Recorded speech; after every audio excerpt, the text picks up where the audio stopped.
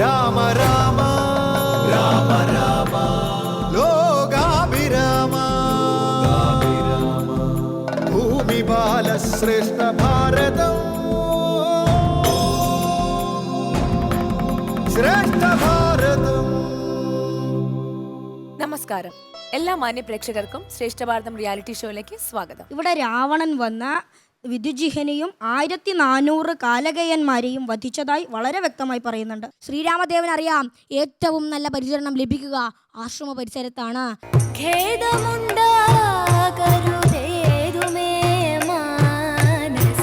കല്യനാം നിന്നുടെ പുത്രനു തുല്യനായില്ല. വന്നിതു വേണുന്നതൊക്കവേ കേവലം. രാമകഥയെ അടിസ്ഥാനമാക്കി ആഖ്യാനങ്ങൾ പലതും ഉണ്ടായിരുന്നെങ്കിലും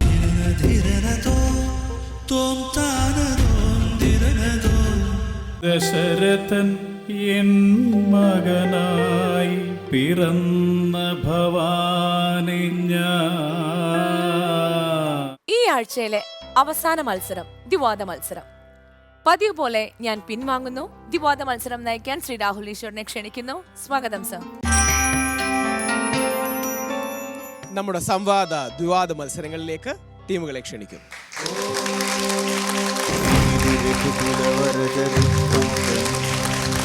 നമുക്ക് ടീമുകളെ പരിചയപ്പെടാം. രാഹുൽ കെ കുടാളി ഹയർ സെക്കൻഡറി സ്കൂളിൽ 10ാം തരത്തിൽ പഠിക്കുന്നു. ആദിദേവി എം കുടാളി ഹയർ സെക്കൻഡറി സ്കൂളിൽ 10ാം തരത്തിൽ പഠിക്കുന്നു. പി രാജലക്ഷ്മി 10ാം ക്ലാസ്സിൽ പഠിക്കുന്നു, അമൃത വിദ്യാലയം കോഴിക്കോട്. എൻ്റെ പേര് സൗമ്യ, ഞാൻ 9th പഠിക്കുന്നു, അമൃത വിദ്യാലയം കോഴിക്കോട്. അപ്പോൾ എന്താ സൗമ്യ ടോപ്പിക് നിങ്ങളുടെ?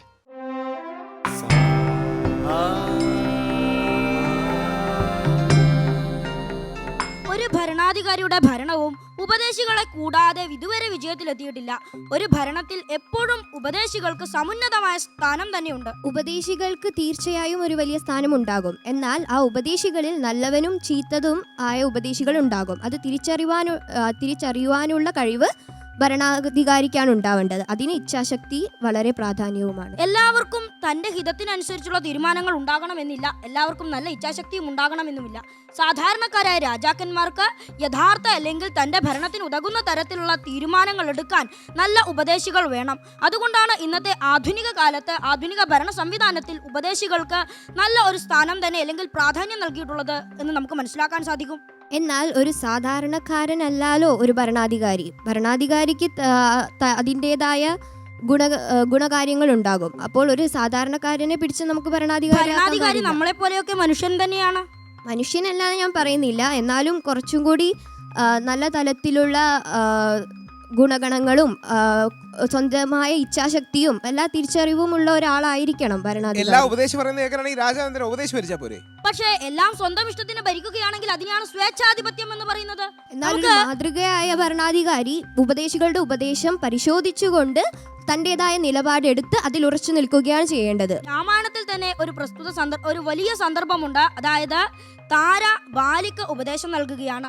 സുഗ്രീവൻ 2ാമത് യുദ്ധത്തിനായി വരുമ്പോൾ താര വ്യക്തമായി ബാലിയോട് പറയുകയാണ്, സുഗ്രീവന് മറ്റൊരുവന്റെ സഹായം ലഭിച്ചിട്ടുണ്ട്, അങ്ങ് അതുകൊണ്ട് യുദ്ധത്തിന് പോകുന്നത് നല്ലതല്ല എന്ന്. അങ്ങനെയാണെങ്കിൽ നമുക്ക് ശ്രീരാമന്റെ ഉദാഹരണവും എടുക്കാമല്ലോ. അദ്ദേഹം കേവലം ഒരു അലക്കുകാരന്റെ വീട്ടിലുണ്ടായ തർക്കം കേട്ടിട്ടാണ് സ്വന്തമായി ഇച്ഛാശക്തി കാരണം സ്വന്തം പത്നിയെ ഉപേക്ഷിച്ചത്. അവിടെ ഒരു ഭരണാധികാരിയുടെ ഇച്ഛാശക്തിയെ നമുക്ക് മനസ്സിലാക്കാം. ഇവിടെ അലക്കുകാരൻ എന്ന് പറഞ്ഞു, പക്ഷെ അത് കമ്പരാമായണത്തിൽ മാത്രം സൂചിപ്പിക്കുന്ന കാര്യമാണ്. വാൽമീകി രാമായണത്തിലോ അധ്യാത്മ രാമായണത്തിലോ അലക്കുകാരന്റെ കഥ പറയുന്നില്ല. പിന്നെ എന്ത് കേട്ടാ ഉപേക്ഷിക്കുന്നത്? പ്രജകളുടെ വാക്ക് എന്ന് മാത്രമേ അതിൽ പറയുന്നുള്ളൂ. എന്തു തന്നെയായാലും അവിടെ ഉപേക്ഷിച്ചല്ലോ, അത് ശ്രീരാമന്റെ ഇച്ഛാശക്തി കാരണം മാത്രമായിരുന്നു. അവിടെ വേറെ ഉപദേശങ്ങളൊന്നും രാമൻ സ്വീകരിച്ചിട്ടുമില്ല. എന്നാൽ ഒരു സദാചാര പ്രശ്നം ഉണ്ടാവാതിരിക്കാൻ വേണ്ടി ഒരു മാതൃകാ ഭരണാധികാരി എന്ന നിലയിൽ തന്നെ രാമരാജ്യമൊക്കെ നമ്മൾ ആഗ്രഹിക്കുന്നതും അതുകൊണ്ടാണല്ലോ. അതിനൊക്കെ കാരണം ശ്രീരാമന്റെ ഇത്തരത്തിലുള്ള ധർമ്മബോധത്തോടെയുള്ള പ്രവർത്തികളാണ്. പക്ഷെ ശ്രീരാമനും ഉപദേശകരുണ്ട്.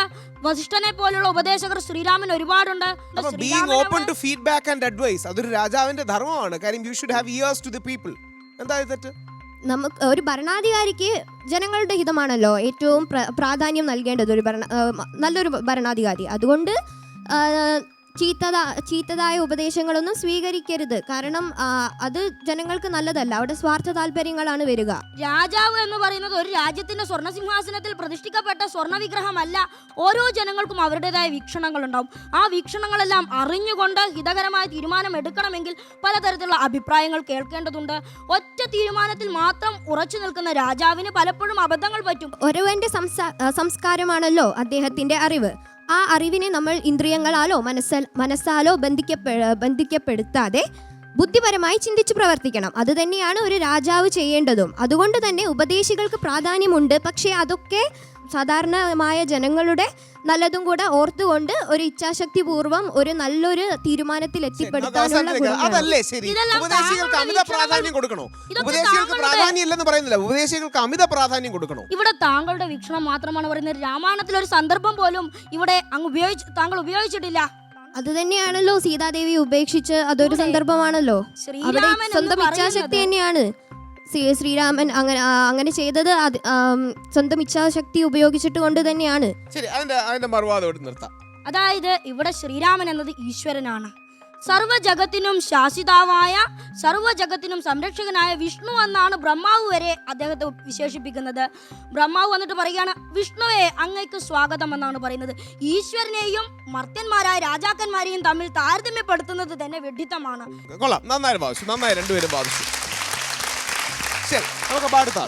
ഒരു രാജ്യത്തിനെയും രാജാവിനെയും സംബന്ധിച്ചിടത്തോളം ഉപദേശികൾ വളരെയധികം പ്രധാനപ്പെട്ടവരാണ്. അവരുടെ സന്ദർഭോചിതമായ ഉപദേശങ്ങൾ രാജ്യത്തിനും രാജാവിനും എപ്പോഴും നന്മ മാത്രമേ വരുത്തിയിട്ടുള്ളൂ. അതിൻ്റെ ഏറ്റവും വലിയ ഉദാഹരണമാണ് വിശ്വാമിത്ര മഹർഷി വന്ന് യാഗരക്ഷയ്ക്കായി രാമലക്ഷ്മണന്മാരെ അയക്കണമെന്ന് പറഞ്ഞപ്പോൾ ഭയന്നു വിറച്ച ദശരഥനെ സമ്മതിപ്പിച്ചത് വസിഷ്ഠ മഹർഷിയാണ്. മാത്രവുമല്ല, ആ സമയത്ത് വൈരാഗ്യത്താൽ നിസ്സംഗനായിരുന്ന രാമനെ തൻ്റെ വിശ്വപ്രസിദ്ധമായ യോഗവാസിഷ്ടം എന്ന ഉപദേശം കൊണ്ട് പ്രബുദ്ധനാക്കി കർമ്മത്തിലേക്ക് തിരിച്ചു കൊണ്ടുവന്നതും വസിഷ്ഠ മഹർഷിയാണ്. ഇവിടെ നിന്ന് തന്നെ നമുക്ക് ഉപദേശികളുടെ പ്രാധാന്യം മനസ്സിലാക്കാം. ഒരു ഭരണാധികാരിക്ക് ഉപദേശി ഉണ്ടായാൽ പോരാ, ആ ഉപദേശിയുടെ ഉപദേശത്തെ സ്വീകരിച്ചുകൊണ്ട് പെരുമാറേണ്ട ഒരു കാര്യമുണ്ട്. അത് രാമനിലൂടെ കാണാൻ സാധിക്കും. ഇപ്പോൾ പറഞ്ഞല്ലോ യോഗാവാസിഷ്ടം വിശ്വാമിത്രൻ പറഞ്ഞു കൊടുത്തു എന്ന്. അപ്പോഴും ശ്രീരാമനത് സ്വീകരിച്ചില്ലെങ്കിൽ കാര്യമില്ല. അർജുനന് ഭഗവാൻ ശ്രീകൃഷ്ണൻ വസിഷ്ഠൻ പറഞ്ഞു കൊടുത്തു.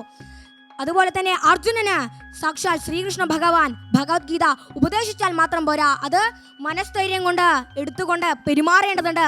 ഇല്ലെങ്കിൽ കാര്യമില്ല. അവിടെയാണ് ഒരു ഭരണാധികാരിയുടെ ഇച്ഛാശക്തിയുടെ പ്രാധാന്യം നമുക്ക് വെളിവാകുന്നത്. എന്നാൽ നമുക്ക് മഹാഭാരതത്തിൽ നോക്കിയാലും ഹസ്തിനപുരം എന്ന ദേശത്ത് ധൃതരാഷ്ട്രർ തൻ്റെ പത്നി സഹോദരനായ ശകുനിയുടെ വാക്ക് കേട്ടിട്ടാണ് കൗരവ വംശത്തിന് മൊത്തം നാശം വന്നിരിക്കുന്നത്. ഒരു പക്ഷേ നീതിവാക്കിൽ ലോകപ്രസിദ്ധനായ വിതുരൻ്റെ വാക്ക് കേട്ടിരുന്നുവെങ്കിൽ അവർക്ക് നന്മ വന്നേനെ. മാത്രവുമല്ല, ശ്രീകൃഷ്ണൻ്റെ ഉപദേശം കൊണ്ട് അർജുനൻ രക്ഷപ്പെട്ടത് മാത്രമല്ല, ലോകജനങ്ങൾക്ക് പഠിച്ചാദരിച്ച് ജീവിക്കാൻ ഒരു ഉത്കൃഷ്ട ഗ്രന്ഥമായ ഭഗവത്ഗീതയും ലഭിച്ചു. അവിടെയാണ് രാവണനുമായി നാം താരതമ്യപ്പെടുത്തേണ്ടത്. രാവണന് ധർമ്മം പറഞ്ഞു കൊടുക്കാനും അധർമ്മം പറഞ്ഞു കൊടുക്കാനും ധാരാളം ഉപദേശികൾ ഉണ്ടായിരുന്നു. ഉദാഹരണം നമുക്ക് മന്ദോദരിയും അതുപോലെ തന്നെ കുംഭകർണനും വിഭീഷണനും ധർമ്മം പറഞ്ഞു കൊടുത്തപ്പോൾ അധർമ്മം പറഞ്ഞു കൊടുക്കാൻ ഇന്ദ്രജിത്തും മറ്റ് രാക്ഷസന്മാരും ഉണ്ടായിരുന്നു. ഇവർ രണ്ടുപേരുടെയും ധർമാധർമ്മ ചിന്തകൾ യുക്തിയുക്തമായി ചിന്തിച്ചുകൊണ്ട് വേണം അവിടെ രാവണൻ പെരുമാറാൻ. അതുപോലെ തന്നെ വിതുരർ പറഞ്ഞു കൊടുത്താലും ധൃതരാഷ്ട്രർ തൻ്റെ ഇച്ഛാശക്തി കൊണ്ട് വേണം അവിടെ പെരുമാറാൻ. അവിടെ ധൃതരാഷ്ട്ര ഇച്ഛാശക്തി ഉപയോഗിച്ചിട്ട് അവർക്ക് മൊത്തം സർവനാശമാണ് വന്നിരിക്കുന്നത്. അധർമ്മമായ ഒരു ഇച്ഛാശക്തിയാണ് ഉണ്ടായത്. നമുക്ക് ധാർമ്മികമായ ഇച്ഛാശക്തിയാണ് ഉണ്ടാകേണ്ടത്. ഉപദേശികളിൽ ഉത്തമന്മാരും ഉണ്ടാവും, നീചന്മാരും ഉണ്ടാവും.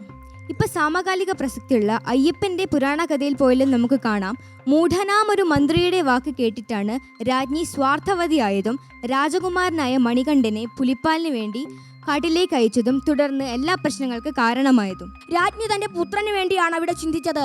വികാരങ്ങൾ കൊണ്ടല്ല പറയേണ്ടത്, വിചാരങ്ങൾ കൊണ്ടാണ്. വിചാരങ്ങൾ കൊണ്ട് പെരുമാറിയവരെ ഈ ലോകത്തിൽ നിലനിന്നിട്ടുള്ളൂ. മറ്റുള്ളവർ തെറിച്ചു പോയിട്ടേ ഉള്ളൂ. രാമകാര്യത്തിൽ ഉദാസീനത കാണിച്ച സുഗ്രീവനോട് ഹനുമാൻ പറഞ്ഞു, രാമലക്ഷ്മണന്മാർ അതിക്രുദ്ധരായി സന്നിധിയിൽ എത്തുന്നതിനു മുമ്പ് തൻ്റെ അനുചരന്മാരെ സീതാ അന്വേഷണത്തിന് വേണ്ടി പല ഭാഗത്തേക്ക് അയക്കാൻ പറഞ്ഞു. ആ ഉപദേശം കൊണ്ട് സന്തുഷ്ടനായ സുഗ്രീവൻ പറഞ്ഞ വാക്കുകളാണിവ.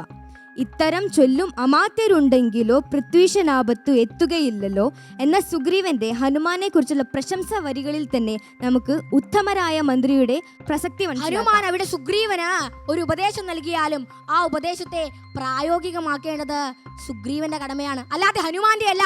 അവിടെ ഉപദേശികൾക്കല്ല പ്രധാനം, അവിടെ രാജാവിന്റെ ഇച്ഛാശക്തിക്കാണ്. ഇതുപോലെ തന്നെ വിഭീഷണനും പറഞ്ഞു കൊടുക്കുന്നുണ്ട് രാവണന്, ഇഷ്ടം പറയുന്ന ബന്ധുക്കളാരുമേ കഷ്ടകാലത്തിങ്കലില്ലെന്നു നിർണയം. അവിടെയും ഇത് തന്നെയാണ് പറയുന്നത്. എന്താ പറയണ്ടത്, വളരെ ഈക്വലായിട്ട് ഏതാണ്ട് നിൽക്കുന്ന ഒരു ഇതാണ് ഇവിടെ. ഒരു ഫോഴ്സ് ഒരാൾക്കുണ്ട്, ഒരാൾക്ക് വളരെ കാര്യമായിട്ട് ആരും പോയിന്റ്സിൽ പുറകോട്ടല്ല. അപ്പോൾ അതിൽ വളരെ മൈന്യൂട്ടായിട്ടുള്ള ചില കാര്യങ്ങൾ വെച്ചുകൊണ്ട് മാത്രമേ ഇതിനകത്ത് വിധി നിർണ്ണയിക്കാൻ പറ്റുന്നുള്ള അവസ്ഥയാണ്. ഞാൻ ഇവർക്ക് 8 കൈത്തരുള്ളൂ. ഞാനും 2 പേർക്കും തുല്യ മാർക്ക് നൽകുന്നു, 8 മാർക്ക്. 2 പേര് നന്നായി പറഞ്ഞു. പക്ഷേ 2-3 കാര്യങ്ങൾ നിങ്ങൾ അടക്കം ശ്രദ്ധിക്കണം. നിങ്ങൾക്ക് ആ എതിർഭാഗത്തിൻ്റെ ലിസണിങ് കുറേ കൂടി ഷാർപ്പാകണം. നിങ്ങളാണത് കുറച്ചുകൂടി ഇമ്പ്രൂവ് ചെയ്യേണ്ടത്. 9 മാർക്ക് കൂടാളി സ്കൂളിന്, 8 മാർക്ക് അമൃത വിദ്യാലയത്തിന്. കൂടാളി സ്കൂളിന് 25 മാർക്ക്, അമൃത വിദ്യാലയത്തിന് 24 മാർക്ക്. ഏറ്റവും ഇൻട്രസ്റ്റിംഗ് ആയി ബൈ ദി നാരോസ്റ്റ് ഓഫ് മാർജിൻ, അതേ ആവേശോജ്വലമായ രീതിയിൽ തന്നെ എൻ്റർടൈൻമെൻറ്റിൻ്റെ മേളിൽ അറിവ് കൊണ്ട് സ്കില്ല് കൊണ്ട് പോരാടുന്ന ഈ മത്സരത്തിൽ അമൃത വിദ്യാലയം സ്കോർ ചെയ്തിരിക്കുന്നത് 132 മാർക്ക്.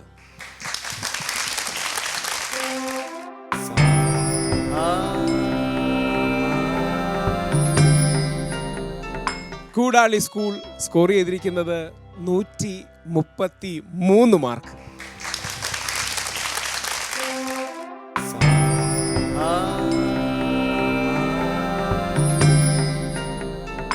ഒരു മാർക്കിൻ്റെ വ്യത്യാസത്തിൽ, ശരിക്കും എല്ലാ മേഖലയിലും ഗംഭീരമായിരുന്നു. 1 മാർക്കിൻ്റെ വ്യത്യാസത്തിൽ നാരോസ്റ്റ് ഓഫ് മാർജിനിലാണ് പലപ്പോഴും ഡിസൈഡ് ചെയ്യപ്പെടുന്നത്. 2 ഗംഭീരമായ പെർഫോമൻസ് നടത്തിയ ടീമിനും ഹ്യൂജ് റൗണ്ട് ഓഫ് അപ്ലോസ്. ഇന്ന് വളരെ ഗംഭീരമായ പെർഫോമൻസിന് ശേഷം നമ്മളോട് വിട പറയുന്നത് അമൃത വിദ്യാലയമാണ്. അമൃത വിദ്യാലയത്തിന് സർട്ടിഫിക്കറ്റും മെമ്മൻഡോയും കൈമാറാൻ കാവാലം ശ്രീകുമാർ സാറിനെയും ഡോക്ടർ എൻ ഗോപാലകൃഷ്ണൻ സാറിനെയും ക്ഷണിക്കുന്നു.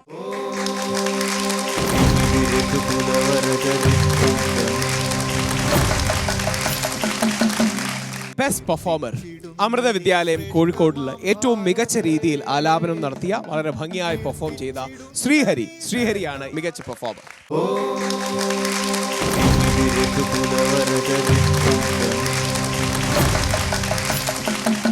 ദ്വിവാദ സംവാദ മത്സരങ്ങൾക്കായി ടീമുകളെ ക്ഷണിക്കും.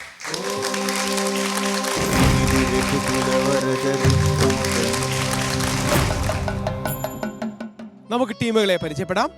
ഞാൻ ഗായത്രി 8th പഠിക്കുന്നു. ഞാൻ ഗൗതം +2 പഠിക്കുന്നു. സ്കൂൾ അമൃത വിദ്യാലയം പന്തളം. ഞാൻ ദേവിക 10th പഠിക്കുന്നു. ഞാൻ അതുല്യ 10th പഠിക്കുന്നു. സ്കൂൾ അമൃത വിദ്യാലയം ചാവക്കാട്. ഓക്കെ, എന്താ ടോപ്പിക്?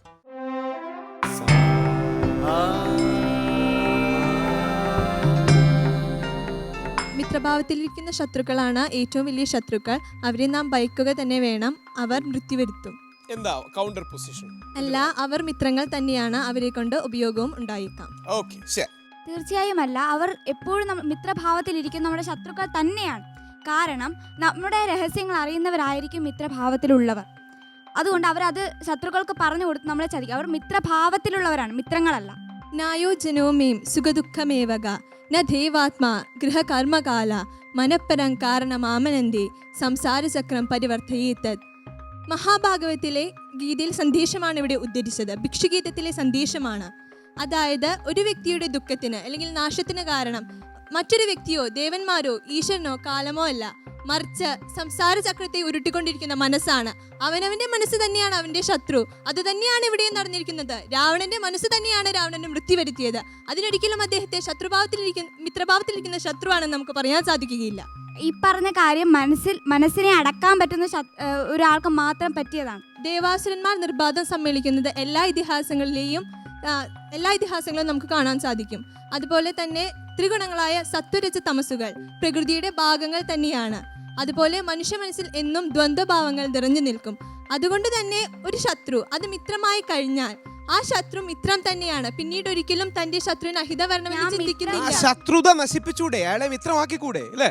ആ ശത്രുത നശിപ്പിക്കണമെങ്കിൽ ആദ്യം ശത്രുവാരെ മിത്രമാരെ എന്ന് തിരിച്ചറിയാനുള്ള കഴിവ് വേണം. ശത്രു മിത്രമായി മാറുകയാണെങ്കിൽ ഒരിക്കലും അവൻ തിരിച്ച് നമ്മുടെ എതിരെ തിരികില്ല. യഥാർത്ഥത്തിൽ രാവണന്റെ പരാജയത്തിന് കാരണം മിത്രഭാവത്തിലും സഹോദരഭാവത്തിലും അഭിനയിച്ചിരുന്ന വിഭീഷണനാണ്. മാത്രമല്ല വിഭീഷണൻ കൂടെ നിന്ന് ജ്യേഷ്ഠന്റെ ഏറ്റവും വീക്ക് പോയിന്റ്സ് മനസ്സിലാക്കി. അതാണ് പറഞ്ഞത്. അത് പറഞ്ഞു കൊടുത്തത് കൊണ്ട് മാത്രമാണ് അവിടെ രാമൻ ജയിച്ചതെന്ന് ഓർക്കണം. മഹാഭാരത കഥയിൽ അശ്വത്ഥാമാവ് മഹാഭാരത യുദ്ധത്തിന് ശേഷം വ്യാസമഹർഷിയോടൊപ്പം താമസിക്കുമ്പോൾ അവിടെ കൃഷ്ണനും യുധിഷ്ഠിരാർജുനാദികളും വില്ലേന്തി വന്ന ഭീമനെയും കണ്ടപ്പോൾ അഭാണ്ഡവായ എന്ന് പറഞ്ഞുകൊണ്ട് അശ്വത്ഥാമ ബ്രഹ്മാസ്ത്രം പ്രയോഗിക്കുന്നു. എന്നാൽ അർജുനൻ അസ്ത്രം കൊണ്ടാകട്ടെ എന്ന മംഗളം സങ്കല്പിച്ചുകൊണ്ട് ഒപ്പം ആദ്യം ആചാര്യപുത്രന് സ്വസ്തി ഭവിക്കട്ടെ, പിന്നെയാണ് അദ്ദേഹം തനിക്കും സഹോദരങ്ങൾക്കും സ്വസ്തി ഭവിക്കട്ടെ എന്ന് പറയുന്നത്. നമുക്കറിയാം അശ്വത്ഥാമാവ് അർജുനന്റെ ശത്രുവാണ്. കാരണം അതിന്റെ തലേ ദിവസമാണ് അദ്ദേഹം അർജുനന്റെ സഹോദരപുത്രന്മാരെയും സ്വന്തം പുത്രനെയും ശിബിരദ്വാരത്തിൽ കയറി വധിച്ചത്. തന്റെ കൂടെ പഠിച്ച തന്റെ സഹപാഠിയോടുള്ള മിത്രഭാവമാണ് അവിടെ അർജുനൻ കാണിക്കുന്നത്. നിങ്ങൾ ഒരു കാര്യം മനസ്സിലാക്കണം, അവിടെ ശത്രു മിത്രഭാവം അവിടെ രണ്ടു പേർക്കും ഉണ്ടാകണം എന്നുള്ളതാണ് പ്രാധാന്യം. ഇവിടെ അശ്വത്ഥാമാവിന് ശത്രുഭാവമേ ഉള്ളൂ. പക്ഷേ അർജുനന്റെ നന്മ കാരണം ആ നന്മ കൊണ്ട് അശ്വത്ഥാമാവിന്റെ മനസ്സിനെ കൂടെ ജയിക്കാൻ സാധിക്കുന്നു. പക്ഷെ മനസ്സിനെ മാറ്റുവാൻ സാധിച്ചില്ല എന്ന കാര്യം മനസ്സിലാക്കണം. കറക്റ്റ് അല്ലേ? ഈ പ്രാക്ടിക്കലായി ചിന്തിക്കുമ്പോൾ ഈ ഭാവം ഒന്നും പറഞ്ഞിട്ട് കാര്യമില്ല. ശത്രുവാണ്. ബ്രഹ്മാസ്ത്രം ഒരു രാജ്യത്ത് വീഴുകയാണെങ്കിൽ അവിടെ 12 കൊല്ലം മഴ പെയ്യുകയില്ല. അങ്ങനെ രക്ഷിക്കുന്നതിന് വേണ്ടിയായിരുന്നു അർജുൻ അവിടെ ചെയ്തത്. ഓക്കെ ശരി ഫൈൻ ഗുഡ് വൺ പ്ലീസ്. ഒരുവൻ ശത്രുവാണെങ്കിൽ നമ്മൾ അവനെ ആ ഒരു മനോഭാവത്തോടു കൂടി മാത്രമേ പെരുമാറുകയുള്ളൂ. എന്നാൽ ശത്രുസേവകനായി മിത്രം പോലെ ഇരിക്കുന്നവനോടൊപ്പം പാർത്തുകൂടാ എന്നാണ് രാവണൻ വിഭീഷണോട് പറയുന്നത്. ഇതൊരു തത്വം തന്നെയാണ്, ലോക തത്വം തന്നെയാണ്. മിത്രഭാവത്തിലിരിക്കുന്ന ശത്രു എന്ന് പറയുന്നുണ്ട്. ഒരു വ്യക്തി മറ്റൊരു വ്യക്തിയുടെ ശത്രു ആകണമെന്നുണ്ടെങ്കിൽ തീർച്ചയായിട്ടും രണ്ട് പക്ഷത്തും തെറ്റുണ്ടെങ്കിലേ സാധിക്കൂ. അല്ലാതെ പെട്ടെന്നൊരു ദിവസം ഒരു സുപ്രഭാതത്തിൽ പെട്ടെന്ന് ഒരാൾ വന്ന് എന്നാ പിന്നെ ശത്രു ആയേക്കാം എന്ന് കരുതി ആരും ഒരിടത്തും ശത്രു ആവുന്നില്ല. ശ്രീരാമന്റെ തെറ്റാണ് സീതയെ തട്ടിക്കൊണ്ടുപോയത്. അതെ, ശ്രീരാമന്റെ തെറ്റാകാം. കാരണം അദ്ദേഹം ഒരു മാനിനെ കണ്ടപ്പോൾ അവിടെ ഭാര്യ പറയുകയാണ് അതിനെ ഒന്ന് എനിക്ക് വേണം എന്ന് പറയുകയാണ്. എന്നിട്ട് അവിടെ വേണമെങ്കിൽ ശ്രീരാമന് കൃത്യമായ ഉപദേശം കൊടുത്ത് ആ ഒരു ആഗ്രഹത്തിൽ നിന്ന് പിന്തിരിപ്പിക്കാമായിരുന്നു. പക്ഷെ പോവുകയല്ലേ. അല്ല, പക്ഷെ നമ്മൾ ഒരു ശത്രുത ഉണ്ടാവണമെങ്കിൽ ബന്ധം വേണം. അല്ലാണ്ട് വഴി പോണ ആൾക്കാരൊന്നും ശത്രുതയാവില്ലല്ലോ. ഒരു ബന്ധം, വഴി പോകുന്ന ഒരാളെ വേണമെങ്കിൽ നമുക്ക് ശത്രു ആക്കാവുന്നതേ ഉള്ളൂ. മിത്രമാക്കാനാണ് പ്രയാസം. വഴി പോകുന്ന ആൾക്കാരെ എങ്ങനെ ശത്രുവാക്കിയ പുരാണങ്ങളിലോ ചരിത്ര ഇതിഹാസത്തിലോ? അല്ല, വഴി പോകുന്ന ഒരാളെ നമ്മൾ ഒരു കാരണമില്ലാതെ കലഹിക്കാൻ ചെല്ലുകയാണ്. അയാൾ നമ്മുടെ ശത്രുവല്ല. ഇപ്പൊ എന്തെങ്കിലും വൈകല്യങ്ങളുള്ള ഒരാളാണെങ്കിൽ ഒരു കാരണമില്ലാതെ കലഹിക്കുന്നത് നമുക്ക് കാണാം. അല്ലെങ്കിൽ മദ്യപൻ ഒരു കാരണമില്ലാതെ മദ്യപാനി ഒരു കാരണമില്ലാതെ കലഹിക്കുന്നത് നമുക്ക് കാണാം. ഈ വഴി കൂടെ പോണതിന് കലഹം ഉണ്ടാകുന്നതിന്റെ ലക്ഷണമല്ലേ രാവണൻ ആവശ്യമില്ല കാർത്തികരാജനെ ആക്രമിക്കാൻ പോകുന്ന പണി മേടിക്കുന്നത്? രാവണൻ എന്ന് പറയുന്നത് രാജാവാണ്. രാജാവിന് ബാക്കിയുള്ള രാജ്യങ്ങൾ കീഴ്പ്പെടുത്താനായിട്ട് ശ്രമിക്കുകയാണ്. അതൊരു അത്യാഗ്രഹമല്ലേ? രാവണന്റെ സ്വഭാവമായത് അങ്ങനെ. സ്വഭാവം തെറ്റാണെങ്കിൽ മാറ്റേണ്ടതല്ലേ? ഒരു മനുഷ്യൻ എന്ന് പറയുന്നത് തെറ്റായ സ്വഭാവമാണ് ഉള്ളതെങ്കിൽ തീർച്ചയായിട്ടും അത് മാറ്റണം. അവിടെയാണ് ഒരു മനുഷ്യന്റെ വിജയം. അവിടെ ഒരു വ്യക്തി നമുക്ക് നല്ല സുഹൃത്തുണ്ടാവേണ്ട പ്രാധാന്യം അതാണ്. അതിനോടൊപ്പം നല്ലൊരു സൗഹൃദം കാത്തു സൂക്ഷിക്കുക എന്ന് പറഞ്ഞാൽ അതിനേക്കാൾ പ്രധാനപ്പെട്ട ഒരു കാര്യമാണ്. മിത്രഭാവത്തിൽ ഒരു ശത്രു നമ്മുടെ അടുത്തേക്ക് വന്നാൽ അയാളെ യഥാർത്ഥത്തിലുള്ള ഒരു മിത്രമാക്കി മാറ്റുവാൻ സാധിക്കുക എന്നുള്ളത് നമ്മുടെ കറക്റ്റ് പോയിന്റ് അല്ലേ? അയാളെ മിത്രമാക്കി മാറ്റുന്നതാണ് കഴിവ്. പക്ഷെ അങ്ങനെ ആക്കുന്ന സമയത്ത് ചില മിത്രങ്ങൾ ശത്രുക്കളുടെ സ്വഭാവം കാണിച്ചുകൂടാ എന്നില്ലല്ലോ. അവിടെയാണ് നാം ഒരു സുഹൃത്തിനെ തെരഞ്ഞെടുക്കുന്നതിൽ നാം ബുദ്ധി പ്രയോഗിച്ചേ മതിയാകൂ. മിത്രഭാവത്തിൽ ശത്രു വന്നാൽ താങ്കൾ എന്ത് ചെയ്യും? തീർച്ചയായിട്ടും ആദ്യം ആ ആളെ എങ്ങനെ തിരിച്ചറിയാൻ നിരീക്ഷണ ബോധം വേണം. നിരീക്ഷിക്കാൻ നമുക്ക് കൂടെ നിർത്താനുള്ള കഴിവാണ് പ്രധാനം. അങ്ങനെ ശത്രുഭാവത്തോടെയും സംശയത്തോടെയും നോക്കിയാൽ ലോകത്ത് മുഴുവൻ ശത്രുക്കളെ കാണൂ. നമ്മൾ രാവണന്റെ ഭാഗത്ത് നിന്ന് ചിന്തിക്കുമ്പോൾ രാവണൻ പറഞ്ഞത് അക്ഷരാർത്ഥത്തിൽ ശരിയല്ല. രാവണന്റെ ഭാഗത്ത് നിന്ന് ചിന്തിച്ചാൽ രാവണൻ അറിയാം താൻ ചെയ്യുന്നത് അധർമ്മമാണെന്ന്. ഒരു അന്യന്റെ പത്നിയെ അപഹരിച്ചുകൊണ്ട് വന്നത് തെറ്റാണ് എന്ന് മനസ്സിലാക്കാനുള്ള ബുദ്ധി രാമനേക്കാൾ കഴിവും വിവേകവും 64 കലകളിൽ പ്രാവീണ്യവുമുള്ള രാവണന് തിരിച്ചറിയാവുന്നതേ ഉള്ളൂ. ശ്രമിക്കുന്നില്ല. അല്ല, പക്ഷെ അത് രാവണന്റെ വിധിയാണത്. അത് മുമ്പേ ഒറ്റ വാക്കിൽ അതിനെ വ്യാഖ്യാനിക്കാൻ കഴിയില്ല. വിഭീഷണന് തീർച്ചയായിട്ടും അറിയാം രാവണൻ എന്ത് ഉപദേശിച്ചാലും രാവണന്റെ മാർഗത്തിൽ തന്നെ. അതുകൊണ്ട് ഒരു സഹോദരനെ അങ്ങ് കൈ ഒഴിഞ്ഞേക്കാമെന്നാണോ? എന്നിട്ട് കൈ ഒഴിഞ്ഞില്ലേ? പിന്നെന്താ കുമാറിനെ പോലെ ഒരു സൂയിസൈഡ് മിഷനിലേക്ക് പോകണമായിരുന്നു? ഒരിക്കലും അല്ല. തെറ്റാണെന്ന് അറിഞ്ഞിട്ടും സഹോദരന്റെ കൂടെ നിൽക്കണമായിരുന്നു. അങ്ങനെയാണോ ചെയ്യേണ്ടത്? ഒരിക്കലും മാറി നിൽക്കാമായിരുന്നല്ലോ. പക്ഷെ അവിടെ മാറി നിൽക്കാണല്ലോ ഭീഷണം ചെയ്തത്. താൻ ധർമ്മിഷ്ഠനാണ് എങ്കിൽ പോലും ഏതെങ്കിലും വിധേന താനും അധർമ്മത്തിലേക്ക് പോകുമോ എന്നൊരു ഭയം ഉള്ളിന്റെ ഉള്ളിലുണ്ട് വിഭീഷണന്. യഥാർത്ഥത്തിൽ ഈ തത്വമൊക്കെ പറയുന്നത് രാവണന്റെ പരാജയഭീതി മറക്കാനും വിഭീഷണനെ മോശക്കാരനെ ചിത്രീകരിക്കാനും വേണ്ടിയല്ലേ? അല്ല, ഞാൻ ഒരു ഉദാഹരണം പറയാം. പണ്ട് പത്മവനത്തില് പാശം, അതായത് കയർ, കയ്യിലേന്തി വരുന്ന ആനപിടുത്തക്കാരെ പറ്റി ആനകൾ പറയുന്ന വാക്കുകളാണിത്. അവർ പറയുകയാണ്, നമ്മൾ ആയുധങ്ങളെയോ ജലങ്ങളെയോ അതോ കയറുകളെയോ ഒന്നും അല്ല പേടിക്കേണ്ടത്, സ്വാർത്ഥതയിൽ മുഴുകിയിരിക്കുന്ന നമ്മളെ ബന്ധുക്കളെ തന്നെയാണ് ആദ്യം ഭയക്കേണ്ടത്. നമുക്കറിയാം, ആനകളെ കുഴിയിലാക്കാൻ വേണ്ടി മറ്റൊരു ആനയെ കൊണ്ട് തന്നെ പറ്റുള്ളൂ. അതായത് മിത്രഭാവത്തിൽ ആനകൾ വന്നാലും ശത്രുവിന്റെ സ്വഭാവം തന്നെ അവിടെ കാണിക്കുന്നത്. രാവണന് വധിക്കുന്നു ശ്രീരാമൻ. അവിടെ മോക്ഷം കൊടുക്കാനാണെന്നും പറയുന്നു. മോക്ഷം കൊടുക്കാൻ വധം മാത്രമാണ് മാർഗം. കാരണം നേരത്തെ പറഞ്ഞിട്ടുള്ളതാണ്, പരശുരാമൻ ക്രോധത്തോടെ വന്ന സമയത്ത് ശ്രീരാമന്റെ വാക്കുകളാൽ ക്രോധം ശമിച്ച് അവസാനം ശ്രീരാമനോട് നല്ല വാക്യത്തിലാണ് പരശുരാമൻ പോകുന്നത്. അപ്പോൾ അത്ര വാക്ചാതുര്യമുള്ള ഒരാളാണ് ശ്രീരാമൻ. ശ്രീരാമൻ അറിയാം ഇവിടെ രാവണനെ ഡിബേറ്റ് തോപ്പിക്കണമായിരുന്നു. ശ്രീരാമന് ചർച്ച നടത്താറുണ്ട്. കാരണം വിഭീഷണൻ എന്റെ ഭാര്യയെ നിങ്ങൾ തട്ടിക്കൊണ്ടുപോയിരിക്കുകയാണ്, നമുക്ക് ചർച്ച നടത്താം. അല്ല, അങ്ങനെയല്ല. കാരണം കമ്പരാമായണത്തിൽ പറയുന്നുണ്ട് സീതാദേവി രാവണന്റെ പുത്രിയാണ് എന്ന് പറയുന്നുണ്ട്. കമ്പരാമായണത്തിൽ സ്വന്തം പിതാവിന്റെ കൂടെ മകൾ. യഥാർത്ഥത്തിൽ മകളെ കാണാനുള്ള ആഗ്രഹം കൊണ്ട് വീണ്ടും ആകാമല്ലോ. രാവണന്റെ പക്ഷത്ത് നിന്ന് ചിന്തിക്കാൻ പ്രിയ സുഹൃത്ത് തന്നെ പറഞ്ഞു, അങ്ങനെ ആകാമല്ലോ, ആയിക്കൂടാ എന്ന് പറയാം. കാരണം വാൽമീകി രാമായണമായാലും ആധ്യാത്മ രാമായണം എല്ലാത്തിലും യഥാർത്ഥത്തിൽ രാമൻ സ്വന്തം അമ്മായപ്പനെയാണ് വധിക്കുന്നത്. അതെ, ഒരു കമ്പരാമായണം അനുസരിച്ച് അത് തന്നെയാണ് സംഭവിക്കുന്നത്. ശരി, ഓക്കെ, ഫൈൻ. രണ്ടുപേരും നല്ല വെർബലി ആർട്ടിക്കുലേറ്റ് ചെയ്തു.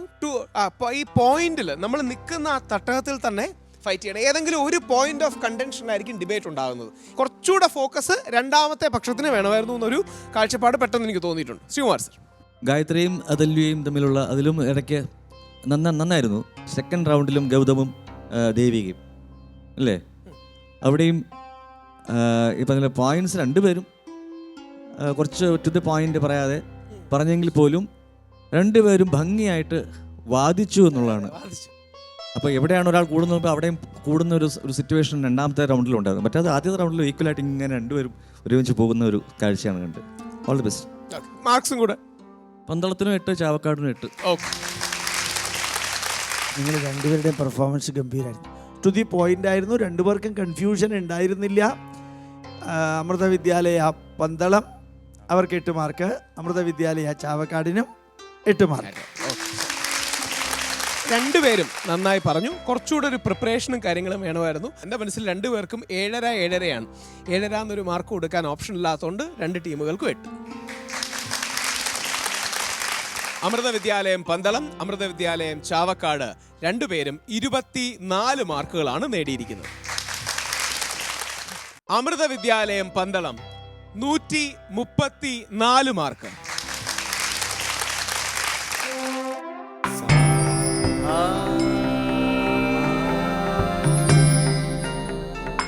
അമൃത വിദ്യാലയം ചാവക്കാട് 133 മാർക്ക്.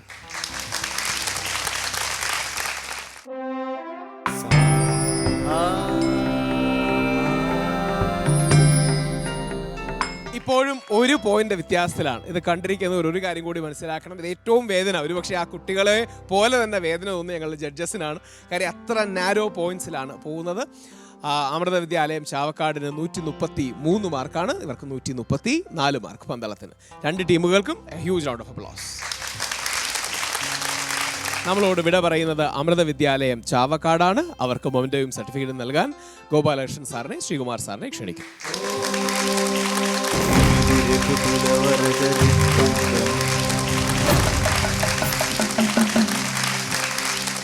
അറിവിനെയും സാംസ്കാരിക മൂല്യങ്ങളെയും ഇതിന് മേലുള്ളൊരു കോമ്പറ്റീഷനെയും ഇത്രയും ആവേശോജ്വലമാക്കിയത് ശ്രേഷ്ഠ ഭാരതം എന്ന റിയാലിറ്റി ഷോ ആണ്. ഒരു IPL മാച്ച് കാണുന്ന പോലെയോ ഒരു നെയിൽ ബൈറ്റിംഗ് ഫുട്ബോൾ മാച്ച് കാണുന്നത് പോലെയോ അത്ര മികവോടുകൂടി നമ്മുടെ വിദ്യാർത്ഥികൾ പോരാടുമ്പോൾ അവർക്ക് അറിവ്, സംസ്കാരം, മൂല്യങ്ങൾ അവയോടൊപ്പം ഒരു ഹെൽത്തി കോമ്പറ്റീഷൻ്റെ കൾച്ചർ കൂടെ കിട്ടും. എല്ലാ വിദ്യാർത്ഥികളും ഒന്നിനൊന്ന് മെച്ചമാണ്. മറ്റൊരു മികച്ച ടീമുമായി നമുക്ക് അടുത്ത എപ്പിസോഡിൽ വീണ്ടും കാണാം.